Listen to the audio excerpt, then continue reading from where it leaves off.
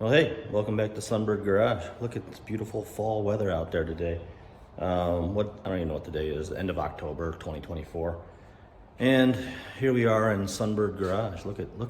It's all primed. It's all primed. The garage is making progress. But still no green car here because Bill is still working on it. So this video will be an update as to where Bill's at on the car. And he's gotten quite a bit done, so the car's pretty close to being ready to be started and broken in and everything else. So, well, here's Bill. Go, Bill, go.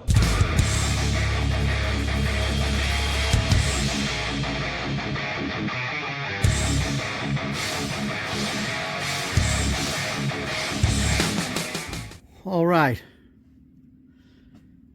I want to give a little update for Kevin and for everybody that watches. Basically, I've got the radiator now installed. Also, the fan is on there. It's hard to see in there, but the fan is on. Fan blade there. Fan's on. The radiator's in. Upper and lower hose are on. The transmission cooler lines are on. The fan shroud's on. See, the upper hose is in. I also pulled the pipe plug out of the top of the intake here. I'm going to run the temperature gauge to here. It's just going to be a nicer, neater install if I just go straight back, pop a little hole in the firewall for the temperature gauge and the oil pressure sending unit. One little hole, not a big deal. And it's going to be neater than trying to work around this mess of headers and power steering hoses, and it's tight. Trust me, it's tight to work in here. And to put that there and to risk burning the gauge, sheathing and all that, I don't think it's worth it. I'd rather go right to the intake and get that done. So that pipe plug got installed in the head. That's where the coolant temperature sender usually goes, but I'm going here. It's just going to be easier and neater, as I said. Power steering hoses are on. Kevin, the problem why I was having so much trouble is I had the wrong damn hose. So, yeah, that made a big difference. Made it went a lot easier. It was just a little bit tighter than the other. I got that little plastic thing on, too, on the steering column. That ugly little stupid thing. And the only problem I'm really having is battery clearance with the upper hose. And I know a lot of guys have had trouble with this. And it's really just the go handle stuff that's on there that's giving me trouble, because there's some room but not enough. I'm gonna have to cut your battery, Kevin. Well, just the plastic edges off of it, because this is already touching and I can't get any more out of it. You can see it's there, but if I take that little bit off, clean it up, it'll be a decent amount of room then. These cars do have issues with space. I'll show you on. This car doesn't. It's got tons of room, but doesn't have power steering. When you have power steering and you try to get close to the battery, they are tight. And this one's a little different. The neck's at a different angle. Don't know why. I guess that one might have been repaired somewhere along those lines. But the neck, you see, it's tight over here still. So it's not something I can really do a lot about. We just have to deal with it and live with it and make as much room as we can. See, it's tight even there. So, and that's using 100% all original parts. And I think that radiator neck might be a little bit off. So it's this way, probably should be this way. Well, it's this way, it should be this way more, but we're not gonna play with that. That's just asking for problems. I'd rather just take the plastic edge off the battery and give it some more clearance. But I think I've made some progress. Took the wiring harness off. I don't know if I said that. I'm just going to start fresh with that because I've now removed the wires for the solenoid down at the starter, and I'm going to run it with a Ford solenoid up on the firewall over there. It's just easier than pulling all these wires back. That's the only reason I really put the wires on, to get it down to the starter, because it's a pain in the neck later, but now I don't have to worry about that anymore. So basically that's just, this battery cable is only live when that solenoid hits. So there's a jumper wire going from the battery cable lug to the S terminal, which is the start terminal on the starter. It's just a little jumper wire I made. Not a problem. They work fantastic. There was one on this one for 30 years. There's one on this one, not on this one yet. There's one on this one for 30 years. So, and we don't have issues with starters burning up. Starters burn up because of resistance.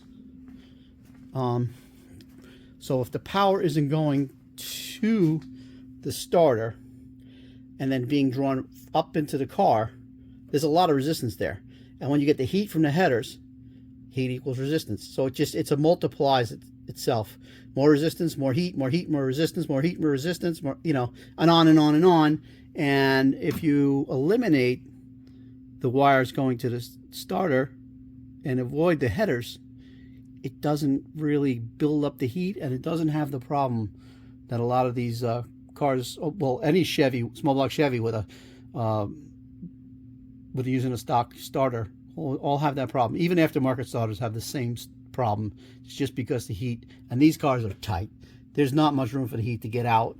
So I'd rather just fix the problem now than have to fight with this thing on the road in Wichita, Kansas or something while we're on power tour. So fix it before.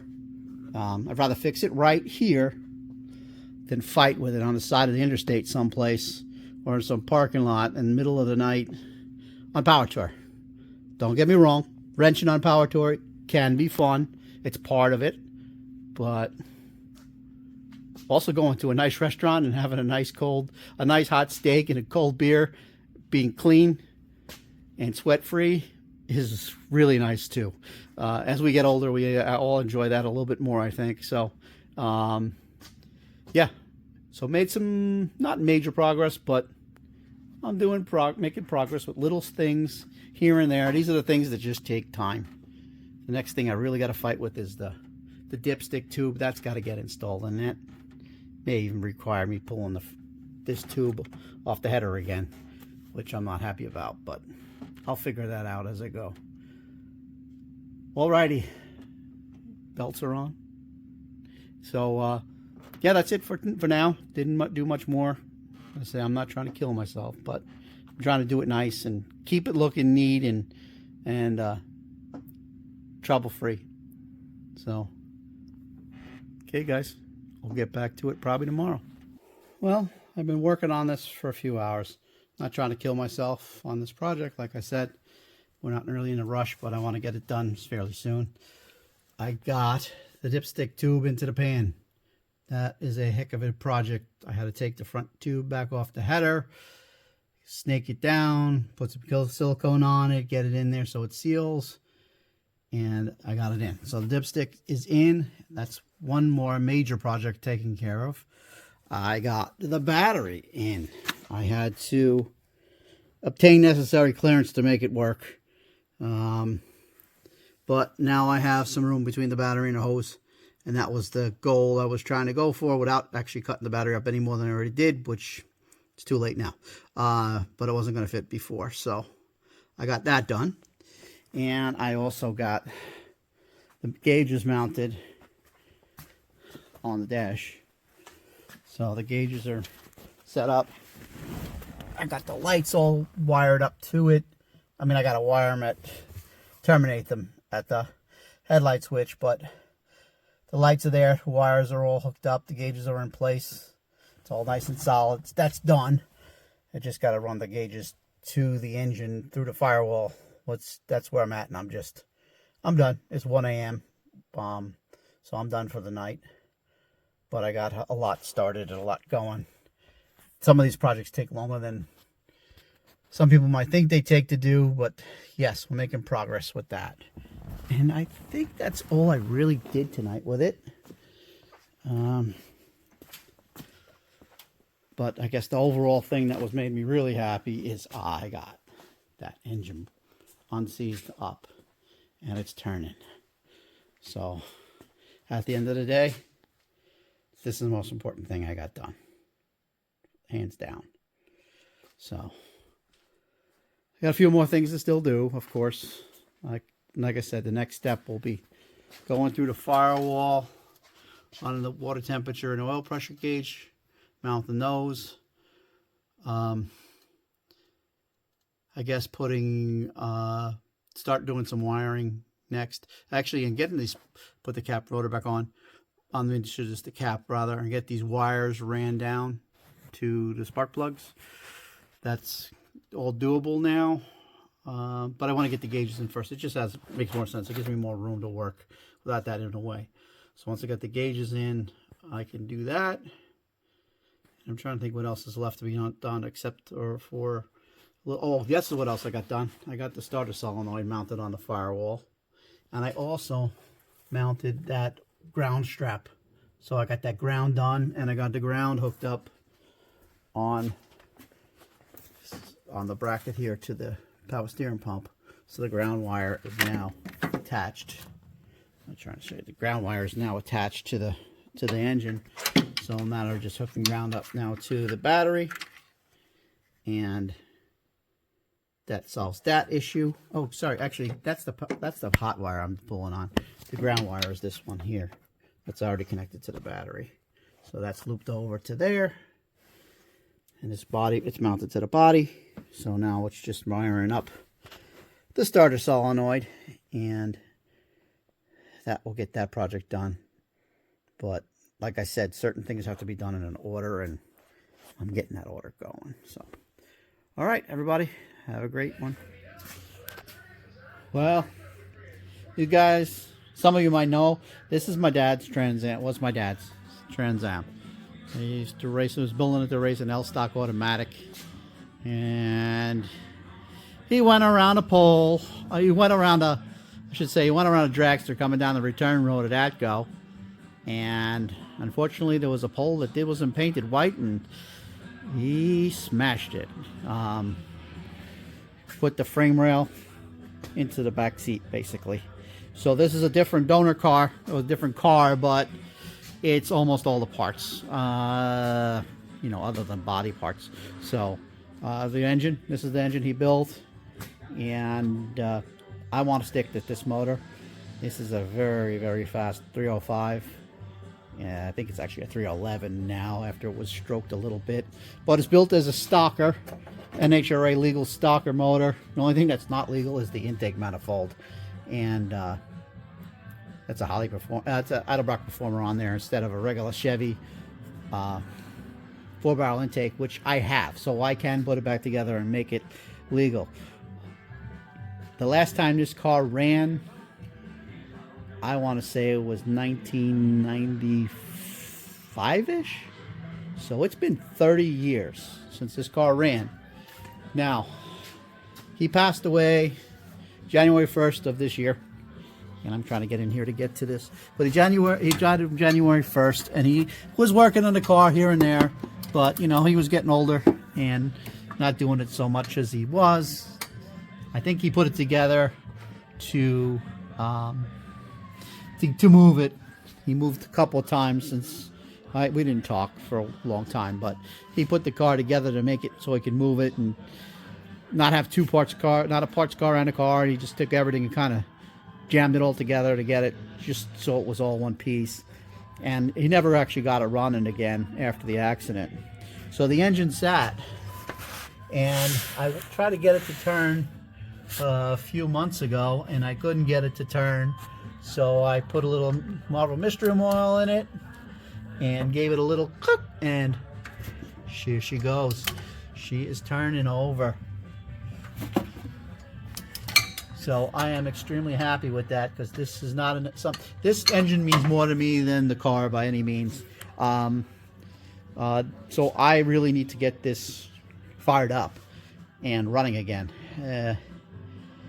So my goal is to get this running in the next, well, now that I know it turns, I'm more motivated. But I got to finish Kevin's car, which that's what I'm working on now. But I wanted to shoot a little video, so you can share it with Kevin and his Pontiac pages, because hey, it's a Pontiac thing. It's not a Sunbird, but it's a Pontiac, although they're both Chevys, really. But yeah, it's another Pontiac. So I'm actually working on Kevin's car. I'm going to start now. I actually just kind of started playing and watching classic on the movies, on TV in the garage. But I'm working on starting to get the gauges going. So I like to keep you guys up and running, up and informed on what's going on.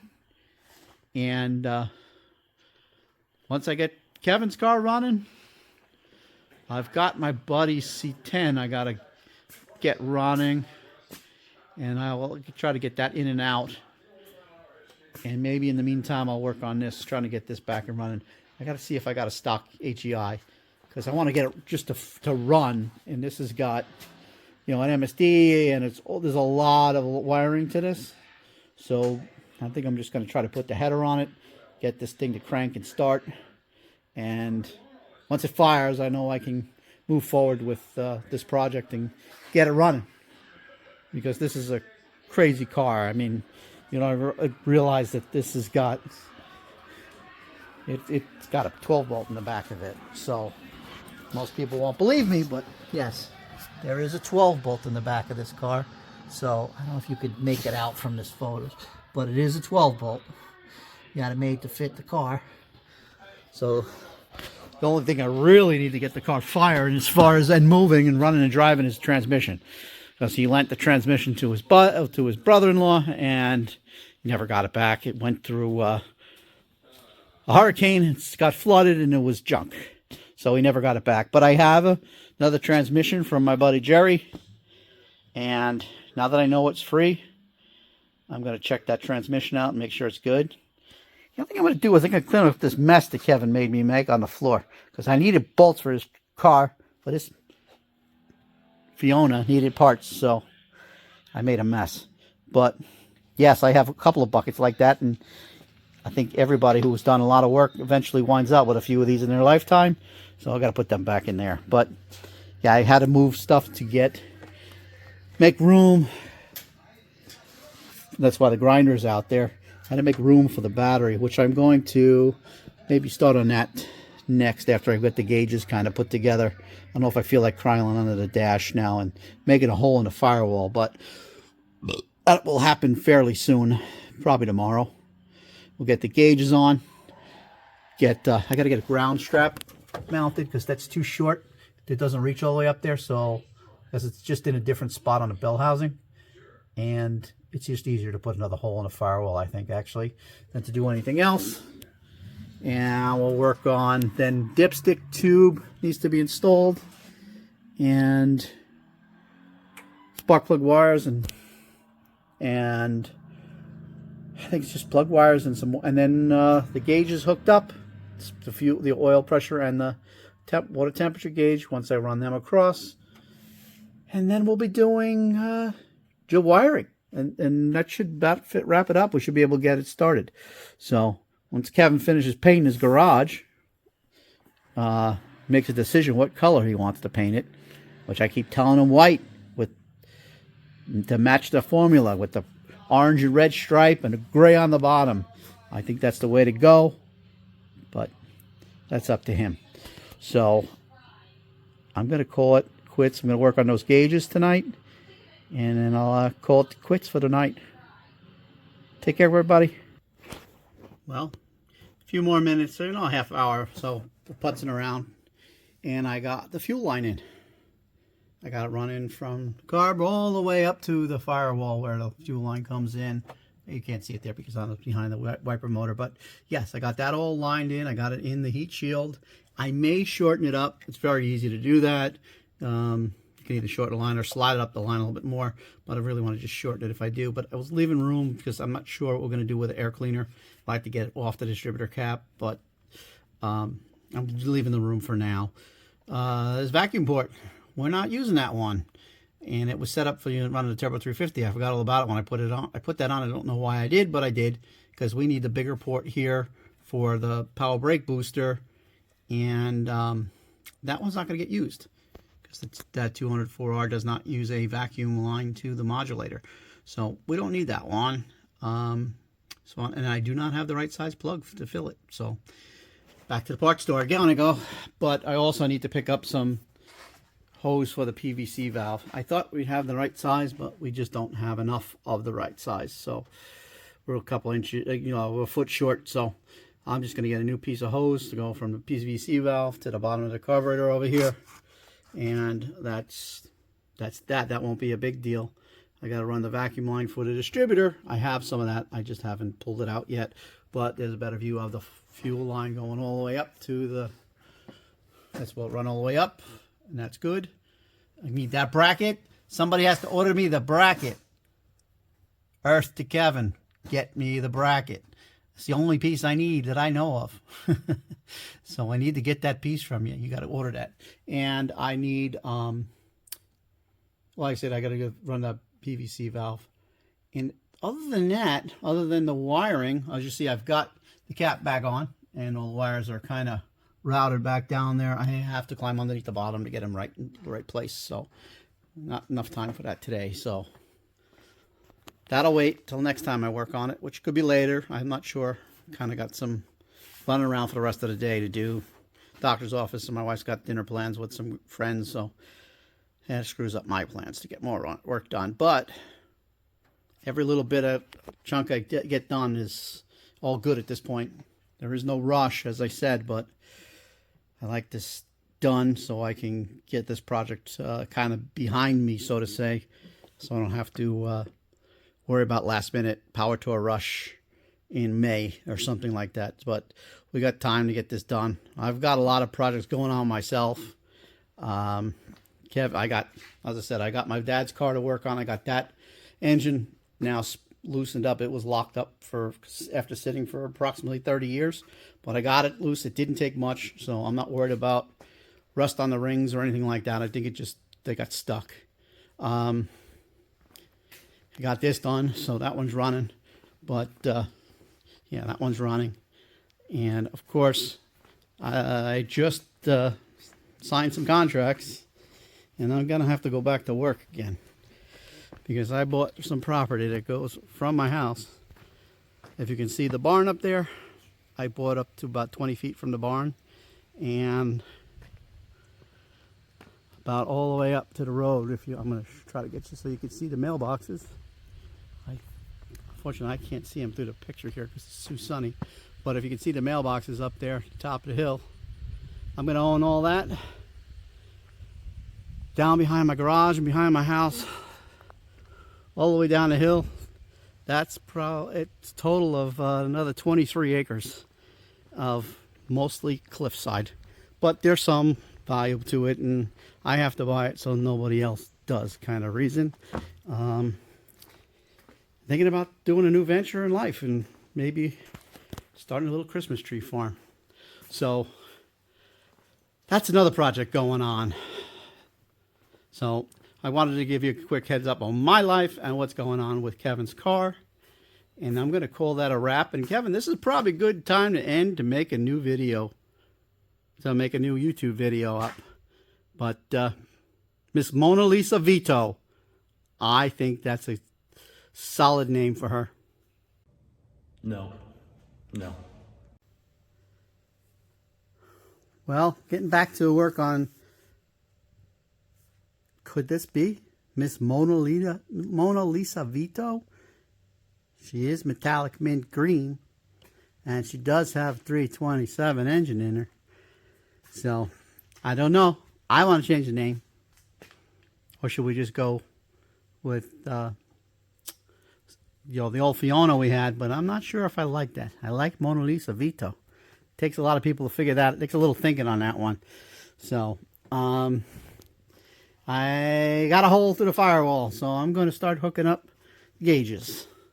Get that set up first, and I'll get back to you guys in a little while. I just want to see, once I get that done, then because obviously everything's coming through the firewall down here, and hooking up the oil pressure gauge back down in there and having the distributor cap and wires and all that stuff in a way, it was just silly. So I figured it was easier to do the gauges first, and I think everybody agree with me.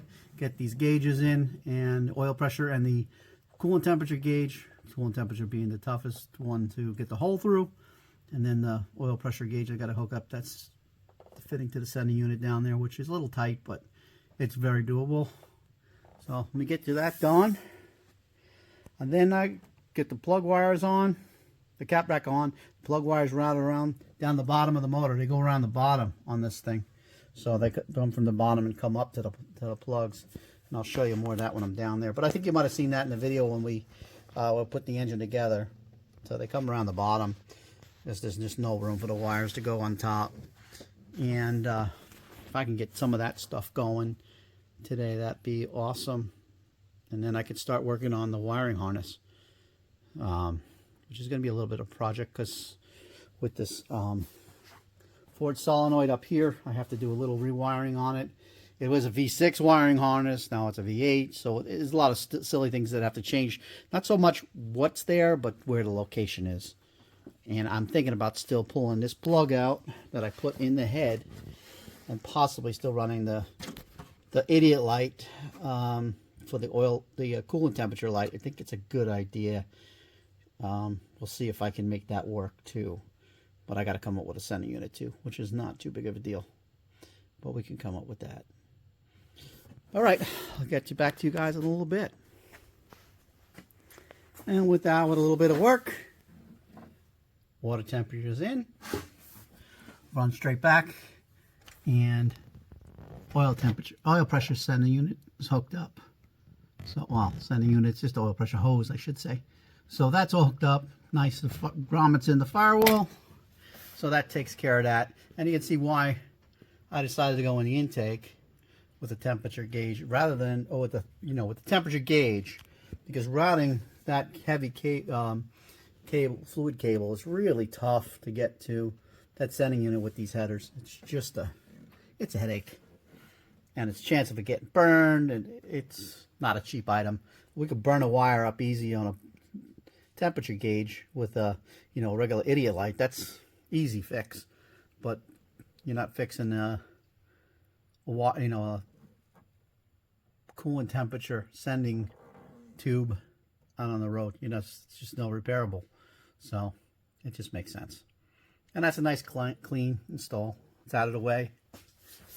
And that's done. So next thing will be put the, I guess, start everything else. Right?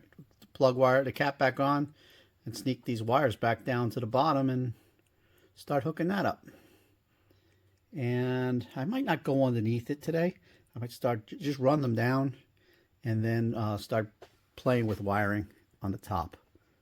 I don't feel like crawling underneath it. I have to go take my wife to her doctor appointment in about an hour or so. So let's see what I get done. Ooh, so yeah, Bill's come a long way on the car. Lots of stuff's done. Thanks, Bill, for everything you've done in the car. I wish I could get back down there, but like I said, he's 9 hours away, so it's kind of a pain to get down there. I wish he was like an hour away. I'd go over there every weekend, help get things done, but here's where he's at. So watch this little this out over here. So yeah. Look at it crank. Whoo, it's cranking. Till next time, hopefully I'll be back down there soon. Thanks for watching. Like, share, subscribe, blah blah blah. Gorgeous day. Bye.